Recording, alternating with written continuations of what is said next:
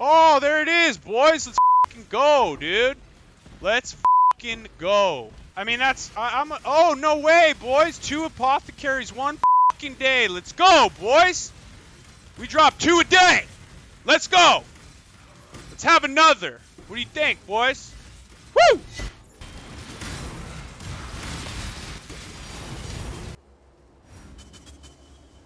All right, boys. Here it is. The guide everyone's been asking for. The magic find we've been dropping all the apothecaries on. You know, we dropped 4 in 4 days. We dropped a mirror, all solo.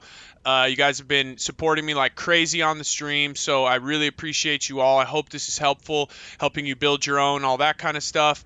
Make sure you leave a like and subscribe. You help the channel grow.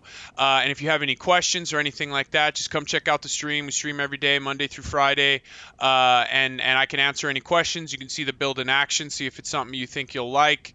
But hopefully this is detailed enough for you to make your own version of it and have some fun. So let's just get right into it. Appreciate you guys. I'm going to explain a lot of things, so make sure to listen up. I have 2 trees for you to look at.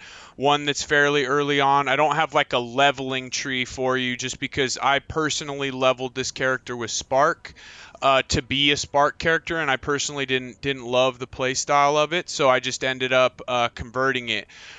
And so we'll start off right away with why I'm an assassin, and that's part of it, right? As I started this character and was like, you know what, I don't really like this, but I also was going to level a Deadeye as you typically do for your magic find, right? At least as far as bow skills go. But I thought in this league in particular might be good on assassin, mainly because of the tattoos, right? These additional projectiles, right?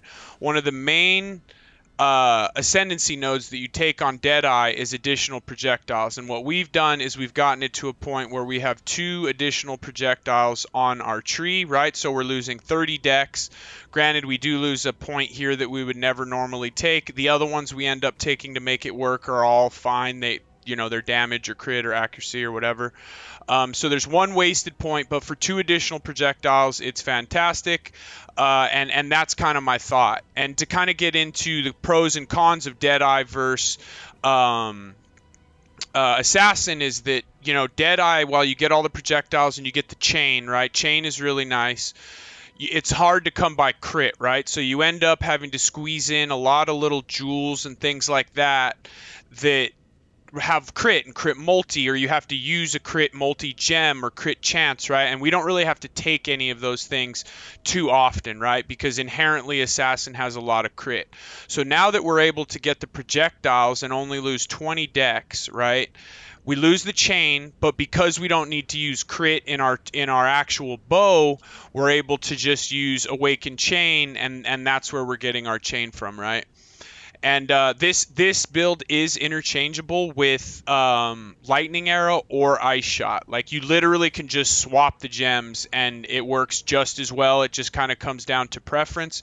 The way the whole thing's designed, we do a lot of damage of all 3 elements, and so whatever feels best to you is going to be good, right? I've been trying out ice shot, which is a lot of fun. I just love the way it looks, especially when headhunter gets going. So that's what we're on now, but you literally can use ice shot or lightning arrow, right? So I have lightning arrow in my helmet for now, and then we put ice shot here, and we're all good, right? So this is the final tree. Obviously this thing looks a little crazy, there's a lot going on, but the build feels great. And like I said, we just don't have to look for crit anywhere. We have it, we're able to use wrath instead of hatred, right? So now, typically on a Deadeye, you're going to want to go hatred so that you can get the flat crit Watcher's Eye. Here we don't have to do that, right? Because we have so much crit and things elsewhere, we can end up using wrath, which gives us more flat damage, which is hard to come by, you know what I mean? You're crafting it all onto your bow, but especially early on, wrath feels much better than hatred, Hatred at this point, as this far in, maybe it would be okay, but wrath is really, really nice, and the fact that we're not like set in getting the hatred Watcher's Eye to max out our crit, it makes it much easier to level, and we just have access to more flat damage before we can get a really expensive bow or craft an expensive bow, right? So we'll take a look at the final build, and I'll explain kind of my reasoning as to why I've chosen a lot of these things, kind of like with Wrath, and then I'll go back to the kind of the leveling tree and how I reached this point, right? But I feel like if I start at the end and be like, this was my goal, and then we'll go, this is how we reach the goal, right? So obviously on your bow, we crafted this one on stream. There's also a video on my channel for if you want to craft something like this. But as you're leveling, you'd obviously be okay with the +1 additional arrows. And let me also say, let me throw this in there, that this tree and this build will work on Deadeye. The tree itself will almost be exactly the same. And a lot of the items will be very similar, right? Some of your gems will swap out, and then some of your, you would need crit on a Deadeye. And we won't get into the crit version. I have a tree from last league if you guys want to have take a look at that. I'll put that in the description, and that's the Deadeye version of this. And it's very, very similar. You'll see almost everything is almost identical, minus some crit jewels and stuff like that. So here's the bow, right? And ideally, we're trying to get triple flat. We have a T0 from the Essence, a T1, and a T2, so this is pretty good. We will probably try to improve this to all T1s. And then we have the crit strike chance and the attack speed. Again, for me, I could have taken the attack speed and then crafted the crit, and would have been okay probably. So if you're crafting a bow like this, or you're trying to, you'll be okay with either of those, kind of flip-flopping, right? So that's that, right? And as far as the gems, we go Inspiration, Awakened Elemental Damage with Attacks, Trinity. This is Ice Shot. Again, Lightning Arrow will fit in just fine here. It literally doesn't matter. Returning Projectiles, and Awakened Chain, right? So either way, regardless of whether you use Ice Shot or Lightning Arrow here, these will all be the same. This is the best combination that I've found. On a Deadeye, again, you'll probably have a crit jewel in here instead, and then you might be able to lose Chain or something like that. But them adding Returning Projectiles as a gem and removing it from Vengeance Cascade does make this feel a little bit better than the Deadeye, because you're going to be a little more socket starved on the Deadeye than you will be on the Assassin, because you'll probably have to work a crit jewel in here, and then you'll either have to get rid of Chain, or you'll probably or Returning Projectiles, which I do not recommend. It feels very, very good. So that's kind of the difference there, right? As far as helmet goes, we crafted this. Again, there's a tutorial on my channel, and we just basically got a fractured rarity helmet. You can get the prefix or the suffix, because you can roll it as either, right? And then you just want a reservation for one of the skills that you're using. So it could be Wrath, it could be Purity of Elements, etc., right? So whatever it is, you just want the mana reservation, and then you want a fractured rarity if possible. Obviously, this is an end game helmet, but this is kind of what you're shooting for. So a ton of mana reservation and a ton of rarity, and then a big life roll, right? So that's basically what we're going for here. And then as far as jewels, we go Mana Forged, Lightning Arrow, Mirage Archer, and Frenzy. And this might look a little strange, but the reason why we use Mirage Archer is it helps us, because you're often running, with these magic finds, you're often running Corrupted 8 mods. And a lot of the time, excuse me, a lot of the time you don't have mana regen or things like that, right? Or you don't have mana leech, all that kind of stuff. So the Mirage Archer, we have mana on hit in our tree and on our build. So the Mirage Archer kind of helps us maintain mana on some of those maps that we don't have access to mana regen or leech or anything like that, right? Because we do have access to both of those things in our build, but again, when you're running 8 mods, you will often run into one of those at least, a lot of times both. And so having Mirage Archer, it's not for damage, it's not for anything more than just lots of hits, so that we can generate our mana in those maps that are a little more difficult, right? And then Frenzy, obviously for our Frenzy charges. Lightning Arrow, this could be any. This literally could be whatever. It could be Tornado Shot, it could be whatever. But Lightning Arrow has good chain. It hits multiple enemies with one shot. So Lightning Arrow is good in here, and vice versa. Ice Shot is good in here, because the cone that comes out will hit more enemies. So you basically just want an ability that's going to hit as many enemies as possible to try to help with some of those mana leech and mana regen maps, right? As far as our body armor goes, we use high res, we get good spell suppression, and we also get the flat damage to bow attacks, which is really nice. We shoot for +1 to socketed gems, and this is necessary when you get to the point that we're at. In the other tree that we'll go back to, it's not necessary, but again, I wanted to start with this stuff so that you know kind of what you're shooting for while you're leveling and you're in kind of the earlier tree. But in this, we have War Banner, Enlighten, and this is the reason why we look for the +1 socketed, because it takes from our Enlighten from a 4 to a 5, right? So we get better mana reservation efficiency, and that's really why we want the +1. The perfect best in slot would be like a +1 to socketed and then +1 to aura or something like that that would just boost all of your auras. But the +1 is essential once you get to this aura setup, just so you can get a +5, right? Then we have Anomalous Blood and Sand, and it's specifically anomalous because, as you can see, the last two lines are increased projectile damage while in blood or projectile speed while in stand stance. Early, I used blood stance when I needed more damage. Now I use speed because I have the damage, right? Anger, again, anger just gives us big flat damage, but this is also the Watcher's Eye that we're looking for, right? And we'll take a look at that real quick. So the Watcher's Eye we went for is attack speed precision, crit strike, multi anger. So you get a bunch of damage out of that. So having anger in the build is really, really nice. You know, and the others it's more likely that you're wrath hatred, but because we don't need hatred, we replace anger and wrath, and so that kind of that gives us a ton of flat damage. And then the Watcher's Eye, the crit strike multi Watcher's Eye, is really, really good. So that's why we do that. And then Purity of Elements. Purity of Elements is pretty standard most Magic Find builds, just because, you know, it's hard. If you're using all these Magic Find items, you probably are having hard access to resistances. So, you know, and until you can get good ventors, this is very, very helpful. And then obviously we're immune, ailment immune. So Purity of Elements, pretty standard for a lot of Magic Finds. And then we kind of went over Wrath and kind of, you know, instead of using Wrath Hatred or Anger Hatred or something like that, we go Wrath Anger for a lot of flat damage. And then again, the Watcher's Eye, right?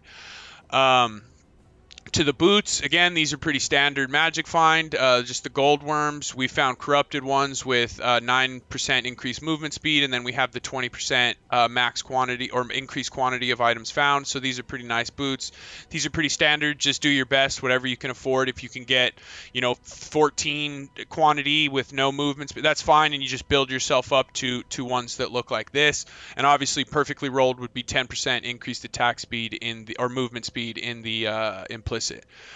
And then as far as gems, we have Steel Skin, which we apply just to our right click, or left click. Anytime we move, it just applies it instantly. So that's just an extra defensive layer. Flame Dash, and then down here we have our Cast on Death Portal. You know, Magic Find, you do get smoked up a little bit, so this will just help you not have to chase down your Mirror of Delirium and stuff like that, right? So just a convenience thing. Obviously, Headhunter is best in slot. Prior to this, you know, if you can't afford Headhunter, which I'm just going to say right off the rip, like, try to farm your Headhunter before you get into this build. It will save you a ton of heartache. But otherwise, you could throw like Abysscos in here and get Rampage and stuff like that. But Headhunter is undoubtedly best in slot. There's nothing that even comes close to it for a Magic Find build. So this really should be your first chase item. If you insist on starting your build prior to getting a Headhunter, you can try Biscos or, you know, whatever feels good to you. But Biscos does have quantity and stuff like that. So as far as gloves, we want elemental weakness on hit. These are perfectly rolled. These aren't super expensive, I don't think, even for the 10.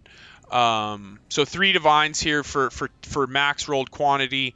But again, like earlier on, if you go with a 9, you know, the price drops dramatically, you know, and with each point you go down, they get cheaper and cheaper, even with LE weakness on them. So you can just work your way up, and you know, start low if you want, and then you know, add all this, you know, just build it up as you go.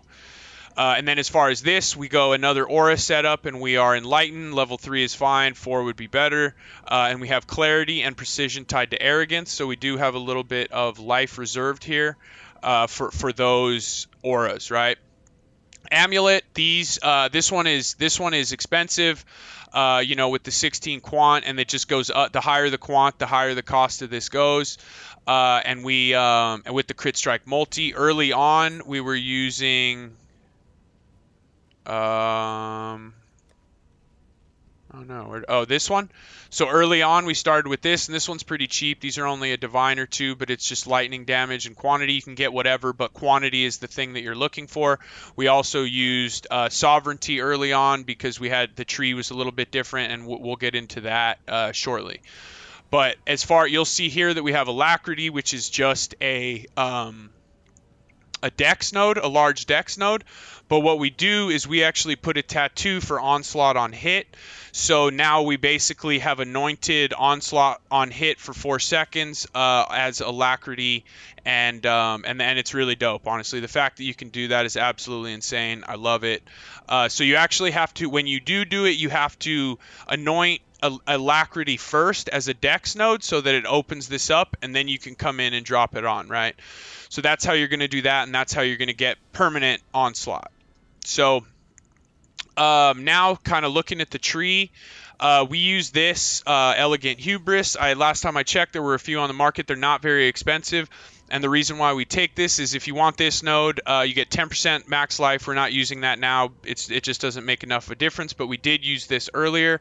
But the main reason we take this is we have 40 crit multi, so you get 80% crit multi out of these two nodes right here, which is bonkers, right? And then from your massive jewel, you get attack speed. You get 12% increased effect of auras. We use a ton of auras, so this is really good. And then you also get a 40% increased rarity. There are better jewels if you want more rarity. I personally am not a huge fan of rarity at the moment. I don't think it's as powerful as quantity or pack size. So we do want a little bit, and we have it in our helmet and stuff like that. But we're more concerned with quantity and pack size, basically. And then again, the massive thread of hope. This come much later. These are a little bit more expensive, but this helps us get a hold of some more mana res. We get some, these which are really nice. Our stun recover or stun avoidance, is this with a few tattoos, and then you get like some pen and some suppress, some attack speed and some accuracy, stuff like that, right? So this is a really nice jewel. It is expensive. This is one of the last things that I added. Here we have the large thread of hope, right? So you can have a massive and a large, and this is what allows us to grab our additional projectiles. In the earlier tree, you'll see we take all these so that we can have the additional projectiles, and that's what we do. Down here we have a unnatural instinct, which gives us our phasing and just some damage and some leech and stuff like that. So this is really nice. This is just a nice to have. If you're welcome to kind of work those into your cluster jewels or whatever. We have, all of our suppress. As far as defenses go, obviously these are not typically the best defensive. We have 38% chance to evade, but we have 100% spell suppression, right? So this is pretty nice. We have max elemental resistances, and we actually have positive chaos, right? So those feel pretty good. We get some of that from this. These are the goal, the dream clusters essentially is you have a 35% increased effect, damage, attack speed, chaos res, attributes, life, kind of whatever you need for your build. This is where you fix it, because as you can see, you get that 35% increased effect. That 12% that's on the jewel turns to 16%, and the 4% damage turns to 5%, right? So for every single one of these small passives is 21% increased damage with bows, right? Plus whatever else you have on there. We're getting 5 strength and 6 chaos res for each of these small passives. So it's very, very powerful and well-rolled cluster jewels. Mind you, they have to be item level 84 to roll 35%. You can increased effect. You can still roll 25% increased effect below 84. But 84 and above is what will roll the 35%. So they do start getting pricey, especially when you get into the 12 passives and stuff like that. We have just some crit stuff, double damage, some damage, no big deal. Here, This we do arcing shot, and this is the only real node that we want. This cluster needs a little bit of work, but it's still very, very good, right? We're getting life, intelligence, attributes. I think the ideal for me here would be attributes, intelligence, increased effect, and then arcing shot. And so basically, this just kind of helps us kind of, since we don't have long shot and stuff like that, and it just kind of increases crit, gives us a little bonus, and increased damage, the further they travel, right? So this is a really nice node, and you can force this on in the harvest. You just reforge crit, and it'll guarantee this every single time until you just hit, 3 other nodes that you're interested in. This one, you don't necessarily need increase effect, so you can, like I don't have it here, but so you don't necessarily need an 84. You can use something lower, like we're kind of wasting an 84 here since we don't have the increase effect, but it's all good. So, that's the basis of the tree, and again, we kind of went over, this is where we get our additional projectiles, and how these work is you have to have 7 nodes attached to the node where it is, right? So that's what 1, 2, 3, 4, 5, 6, 7, right? That's why we have to take these individual nodes here so that we get the additional projectile, right? And we do the same thing over here.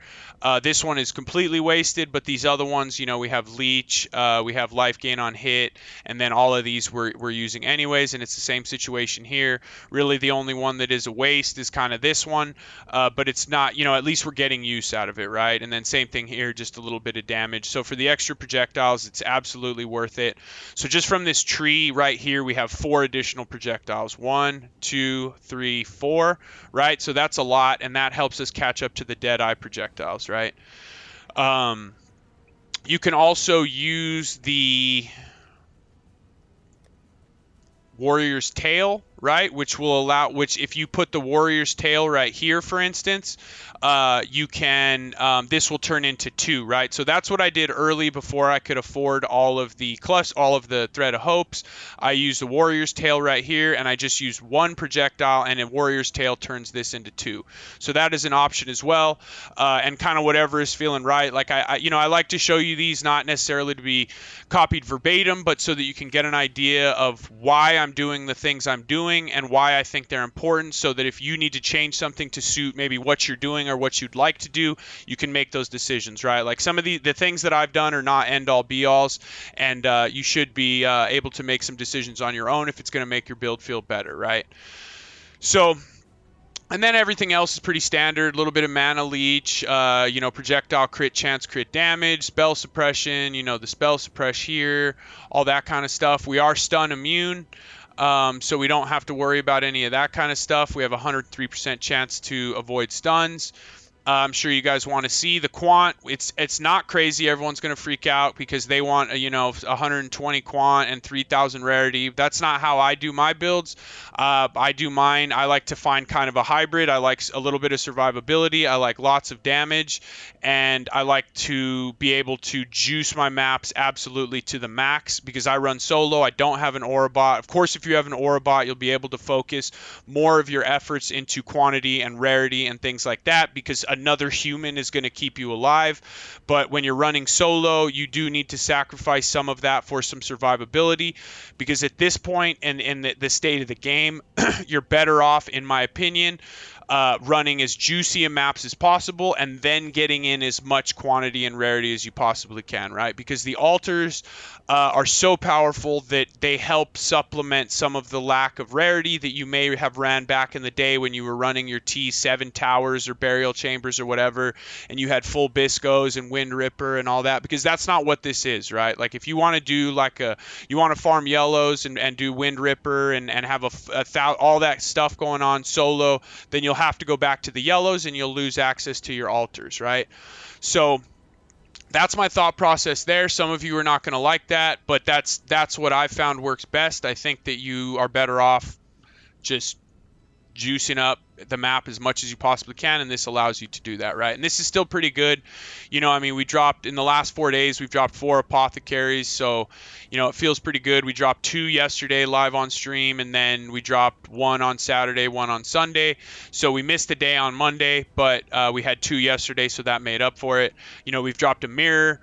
So the loot's been outstanding. The build feels great, and you know, hopefully you're not focused too heavily on that, because a lot of people seem to be doing that nowadays, and they want those numbers really really high, but then they're willing to run whack maps basically, right? Just because there is a trade-off. Solo, again, if you're running with an aura bot, you'll be able to remove some of these things and add some rarity in, and by all means, you know, I hope it works for you. I'm sure it will. I run solo, so this is what works best for me, right? Um, so that's the tree, right? I don't think there's any other stats in here that are super crazy. So let's take a look at the POB. I mean, this is all pretty standard stuff. Um, you know, this isn't going to show us really anything differently than the than what we just looked at in game, but I will put this in the description so that you guys can go check it out. Click on it and you know, futz with it, do whatever you feel like you need to do. As you can see, I have lightning arrow and ice shot in here, 100% interchangeable, whatever feels better to you. Right now, ice shot's very, very fun. I love the way it looks, so that's what I'm using. My voice is cracking. I'm a child. So now let's go to so this is kind of the build up to it, right? And kind of, you know, now I do have something to come back to, the flasks, right?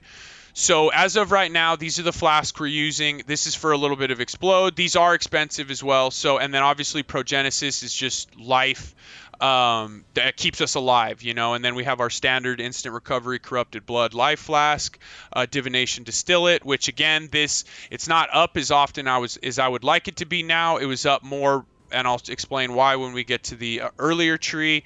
But again, this really, really helps us with some of the maps that don't have any regen or any leech or anything like that, which you run into a lot. So sometimes it's useful for the quantity and rarity, but most often, unfortunately, it's useful for life and mana, which is important, right? So that's the reason why this is here. And now going back to the older tree, right? As you can see, we only have the large thread of hope in here. Our clusters, this is the same cluster, so we had this one pretty early. You know, you'll want to get one of these as soon as you can. And I was earlier on using a 25% increase effect. You know, just do your best to get what you can there. This one, same thing. This is not a great jewel. It had Devastator on it prior to getting a hold of Oriath's End, right? So this gives us a little bit of explode. And then we have Arcing Shot. Again, this just hit while I was rolling crit chant, or, you know, crit modifiers on the harvest bench, and this hit, and I was like, okay, we'll use this. Not necessary, but it is nice. Arcing Shot, and then we have a couple, you know, pressure points for the double damage. That's really what we're looking for here on these. And then jewels, you know, attack speed, resistances, kind of whatever you need as you're leveling up, you know, get on the jewels. You know, as you work them in, you know, this has some some phasing and some crit multi. Phasing is massive for this, and you can use the spell suppress phasing flask, but even having this, you know, somewhere in your build is very very helpful. And typically Magic Find, you're killing a lot of stuff, so phasing is pretty easy to get a hold of. I just bought the fracture one, again, hit it in the harvest bench with crit until it hits something, and this is obviously not a great jewel, but again, early on, phasing is what we're looking for on these. You know, we come up, we get some life and some attributes here, dex and int.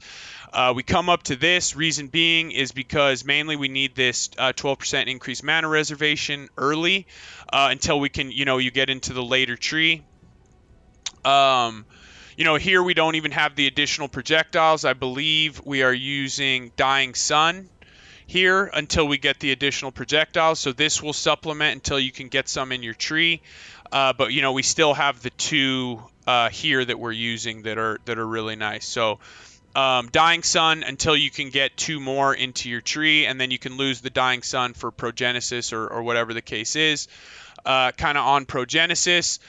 Prior to Progenesis, I just said that a lot. It kind of bothered me. Petrified Blood, though. So, okay, so we just have Wrath. We do not have Anger. So you start with Wrath for all the flat, right, and the lightning and all that.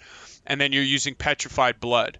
Okay, we don't have the aura set up on our Arrogance, right? This is all just in here with an Enlighten, okay? Purity of Elements, that's all standard. But you basically, once you have enough to buy Progenesis, then you can remove Petrified Blood and add in Anger. Like, that's essentially the goal. Use this. until you get this. But this is a chase item for you. This is massive, and when you can make this change, your survivability will still be good. Arguably, it's better because you can actually fill your life all the way up, right? You're often at half health when you're in petrified blood, regardless of what you're doing. But it is very, very powerful. But Progenesis is king here because, again, we can swap this out for another damage aura, and that's really when things you're just like, holy shit, this is awesome. So that's a big change. And then as far as everything else should be pretty similar. Again, in this setup, we were on Lightning Arrow, and this is what we were working with early on. We did have crit damage in there before we got Anger. So once you can switch over to Anger and you can get the Watcher's Eye, then you get rid of increased crit damage and swap in for Chain or Fork, right? Because you do need the damage early on. That's the hardest part to come by on these types of builds, especially when you're using Goldworm and what the hell are they called? I can't even think of the Sedemas, right? Sedemas touch. It's just very, very helpful to have that crit in there. But as soon as you can switch over to additional prod, or I'm sorry, as soon as you can switch over to Anger, meaning you switch out of Petrified Blood and you use Progenesis, you can get rid of this, add in Chain or Fork, whichever you prefer. It'll all be fine. So, but again, the tree, there's nothing special. Most of the tree is very similar. Obviously, we don't have the Unnatural Instinct. We don't have the Massive and all that kind of stuff. So, this is pretty much it. This is kind of where you start. The only thing you really need that's going to cost you a lot, and these aren't even very expensive now. You can get these for about a divine or so, is your Thread of Hope. That's probably this is going to be the most expensive item here, but you are okay using a lesser one for a little while. Try to get your Thread of Hope as quickly as you can so that you can get those additional projectiles and save all of those points. You'll probably have to take these until you get that, right? And then you'll have to either lose some of these points or you'll have to maybe lose a small or a medium or something like that, right? But that's about it, guys. Oh, and I'm sorry, let's get into this. So as far as the Ascendancy, we take Unstable Fusion. We take Deadly Infusion for the crit and the power charge. We take Opportunistic for the just more damage while there's a rare or unique. Obviously, we're magic finding, so we want a lot of rares. And this just helps us with more damage or damage reduction if there's multiple. And then Ambush and Assassinate, which gives us our Culling Strike and just a lot of crit chance and crit multi against certain enemies and things like that. So that's about it, guys. I don't think there's anything else to show. If you guys have any questions, please let me know. I'm sure there will be a ton. Come check out the stream, and I'll be happy to answer everything. You can come, test out or see what it's like, live and all that kind of stuff. But until then, like and subscribe, and we'll see you on the next one. Peace.